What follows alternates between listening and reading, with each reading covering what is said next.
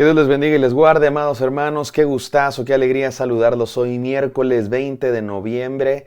Feliz ombligo de semana, feliz día de la Revolución Mexicana. Estamos en la serie Cartas de Amor 1. Hoy es el día 31 y se titula Agua y Sangre. Ya llevamos un mes estudiando esta hermosa carta de amor, la carta del apóstol Juan.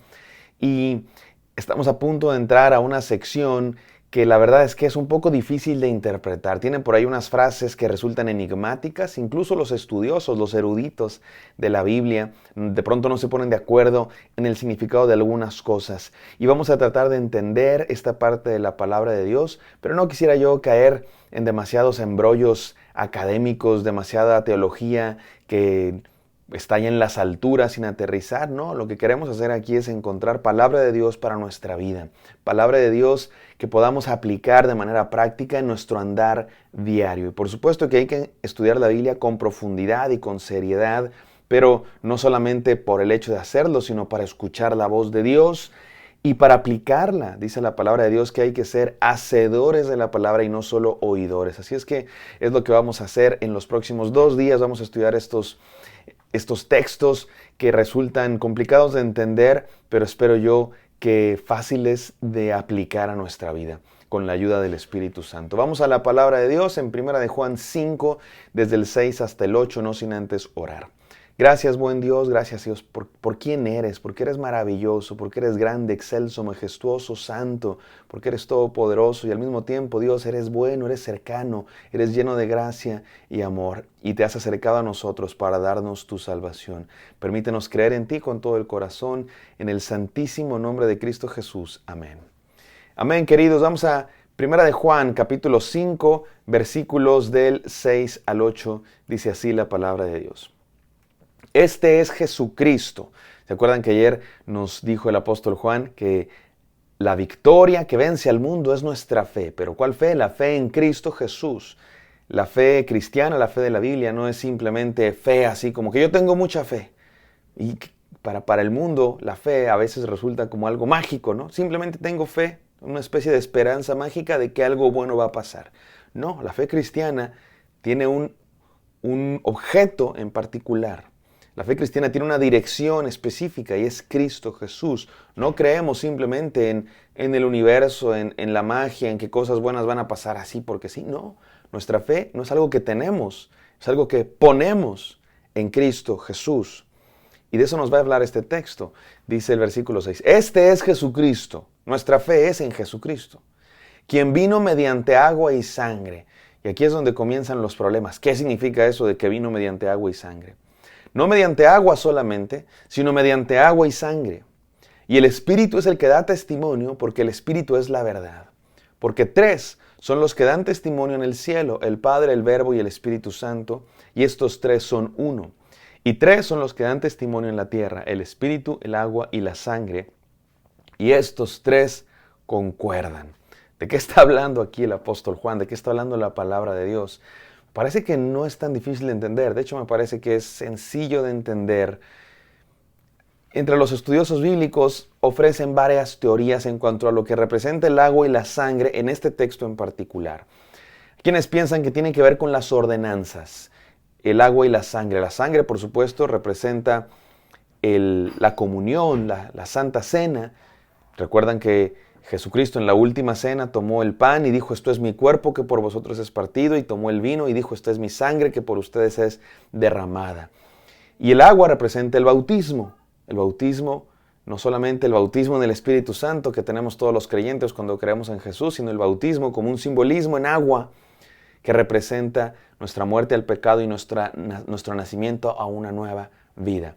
¿Quiénes piensan que esto significa aquí? Lo que dice Juan, quien vino mediante agua y sangre. Jesucristo vino y fue bautizado, Jesucristo vino y derramó su sangre y estableció estas 2 ordenanzas. Y puede que haya algo de eso, pero me parece que no es el significado principal. Otros piensan que tiene que ver con la lanza que traspasó el costado de Jesús en la cruz.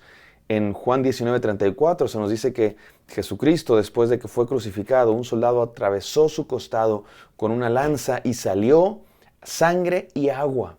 Y eso es algo hermoso. Bueno, no es hermoso en el sentido de que es algo bueno, sino en el sentido de lo que significa. Es la muerte de Cristo Jesús, es una muerte cruel, es una muerte injusta, porque es el hombre más santo, perfecto, el Hijo de Dios entre nosotros, crucificado, colgando de un madero. ¿Pero por qué hizo eso? Por amor, y esto es lo hermoso. Lo hizo por amor, se entregó por ti y por mí. Y su sufrimiento fue terrible. Fue sufrimiento físico en un grado extremo. Lo azotaron. Le pidieron cargar la cruz. Ya ni podía, se caía. Y le pidieron a otro que cargara su cruz. Fue clavado de manos y pies con una corona de espinas. Se burlaban de él. En el sol. Y dice la Biblia que murió pronto Jesús porque su agonía venía desde antes. Incluso la noche anterior derramaba gruesas gotas de sangre. Y ahí dicen, yo no soy doctor ni conozco mucho de este asunto de anatomía, pero dicen que lo que Jesús sufrió se llama un shock hipovolémico. Todo el sufrimiento físico, los azotes, lo extenuante de la caminata cargando la cruz produjeron que se acumulara agua dentro de su cuerpo, de tal manera que cuando el soldado abrió su costado salió sangre, naturalmente, pero también agua. Y Jesús murió. ¿Será eso lo que se refiere aquí Juan cuando habla de sangre y agua? Puede que sí, en el sentido de recordar su muerte, pero no, tampoco me parece que es el significado principal de esto que está diciendo el apóstol Juan, sangre y agua. Otros piensan que tiene que ver a su nacimiento, en el parto, también hay sangre y hay agua. Pero me parece, después de haber dicho todo esto, y todo esto tiene relación, pero hay algo más básico, hay algo más sencillo. ¿A qué se refiere la sangre y el agua? Me parece que sí. El agua tiene que ver con el bautismo, como ya dijimos, y la sangre tiene que ver con su muerte, así de sencillo. Y por supuesto, esas dos cosas también apuntan a las dos ordenanzas. Y por supuesto, la sangre también apunta a su muerte en la cruz y traspasar su costado. Y por supuesto, ambas cosas también apuntan a su encarnación, su nacimiento, la Navidad. Porque si Jesús no hubiera nacido, tampoco hubiera ido a la cruz. Pero cuando el apóstol Juan dice aquí, que dan testimonio, el Espíritu Santo, que Él vino en sangre y agua, no solo en agua, sino también en sangre. Lo que está diciendo el apóstol Juan es algo muy sencillo. Jesucristo vino de verdad, se bautizó de verdad y murió de verdad. ¿Y por qué es necesario decir esto? Nos puede parecer muy sencillo, pero no es tan sencillo.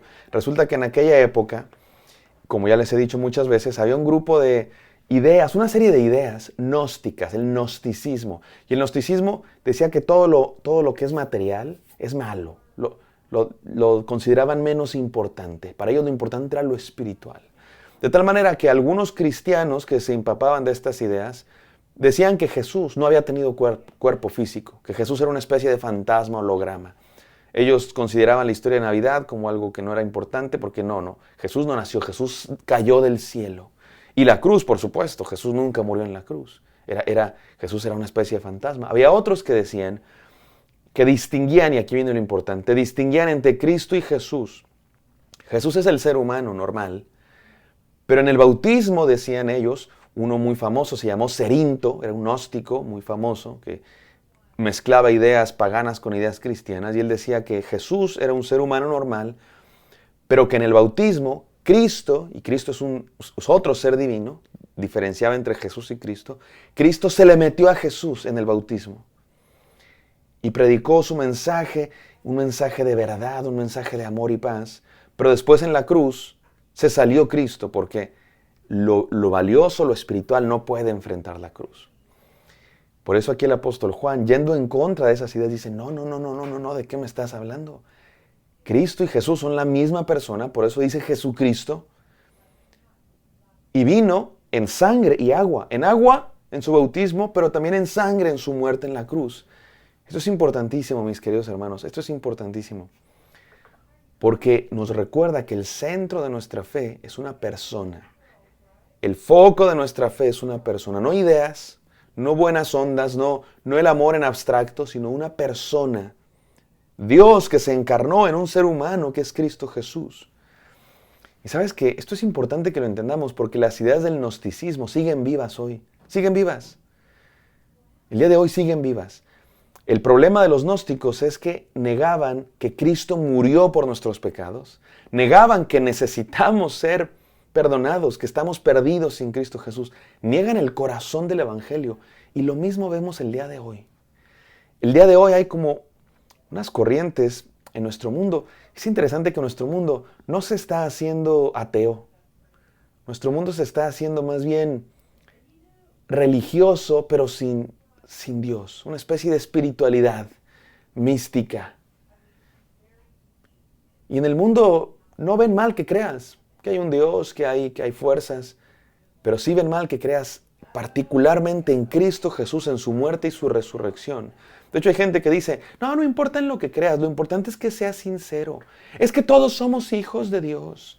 Ay, sí, lo que dijo Jesús, qué bonito, su amor y su paz. Y era un gran maestro, era un gran profeta.